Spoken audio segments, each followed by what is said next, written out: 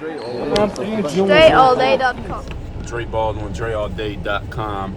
I want to plant in you all's mind an empowering question that you should all start using on a more consistent basis. The question is very simple, and I'm going to explain why and how you need to start using it. The question is, what can I do about this? Simple question, right? What can I do about this? This is a question that every powerful person, every person who comes into, however you define power, however you define success, and you should define these based on what's in the dictionary, right, so that we're all on the same page. Power is the ability to have an effect on a situation. I'm paraphrasing it, but you can read it out the dictionary yourself. Success is a pursuit of a worthy ideal. Again, paraphrasing, get it out the dictionary.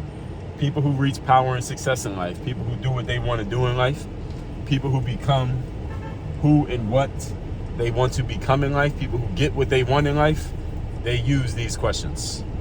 And they use empowering questions. What is an empowering question? An empowering question is a question that's, first of all, open-ended. Open-ended question is a question that invites thought. It invites words. It invites a statement as a response rather than just a one-word response. For example, if I say, is it cold outside? That's a yes or no question. Or how old are you? I'm 30, I'm 20, I'm 67. That's a closed question. It requires a very short, simple answer. Open questions ask people to elaborate. They open people up to elaboration and giving more insight and more thought. When you ask open-ended questions, you get more information. Any of you who knows anything about lawyers when they do cross-examinations, or a police officer or an investigator when they're doing a interrogation, or they're doing some type of questioning or a deposition, what do?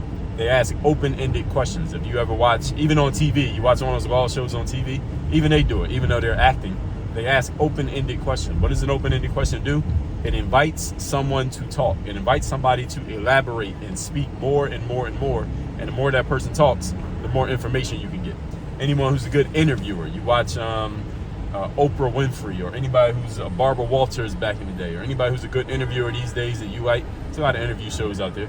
Anybody who's good at interviewing, they always ask open-ended questions, questions that get people to talk more. They don't ask too many closed questions. An empowering question is a question that you ask of yourself that is, first of all, open-ended. Secondly, is a question that puts you in a position of power, puts you in a position of initiative. In other words, it's a question that asks you something that gets you to think about what you can do, what you can control, how you can take dominion over a situation, and how you can turn it in the direction that you want it to go in. So this question, what can I do about this, does all of those things. It puts you in a position of power because you're asking yourself, what can I do? Just by answering the question, any answer that you come up with, you're telling yourself what power you have to do something about a situation. You notice that?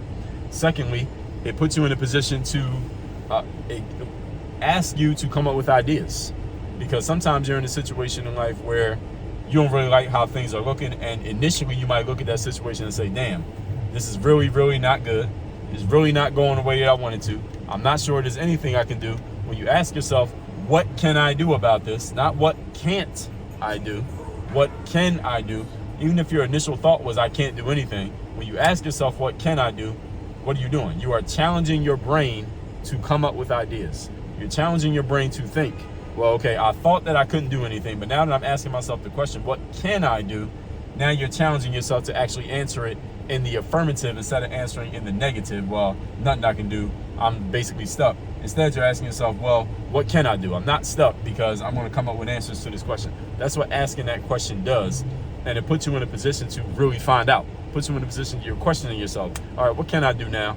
Knowing that the circumstance is the circumstance, how can I take some control over the situation? Understand, powerful people in life always ask themselves this question. They are conditioned. I use that word all the time. They are conditioned. They are trained. They make it a habit to ask themselves this kind of question all the time, so that everything that they come across, they're asking themselves, well, what can I do? How can I take power? How can I have control? How can I take initiative? How can I do something about this situation? Notice that all of these questions puts them in a position of being in control of what they can do. Not in control of everything, because 99% of life is out of your hands, out of your control.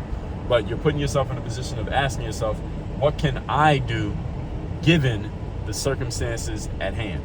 This is what powerful people do. So this is a question. This is an empowering question. And I'll make more videos telling you about more of these.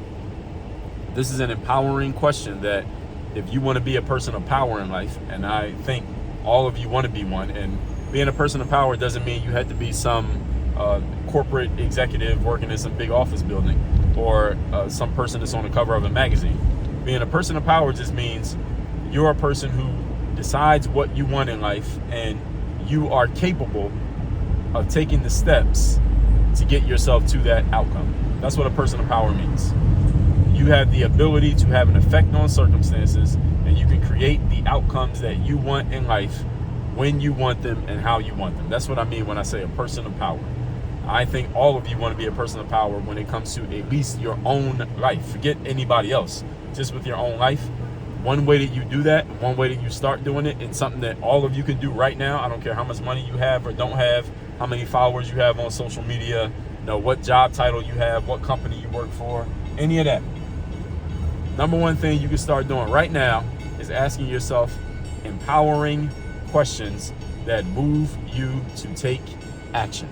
Simple as that. If you can start doing that right now, you can be a person of power. All right? Anybody incapable of doing what I just said? All right, great. Since you can do that, go start doing it right now. I'm gonna stop talking. So 2 things for you to do. Text me to get my daily motivation message every single morning straight to your phone. Guaranteed to keep you focused, sharp, and on point. My number is 305-384-6894. It's down below in the description.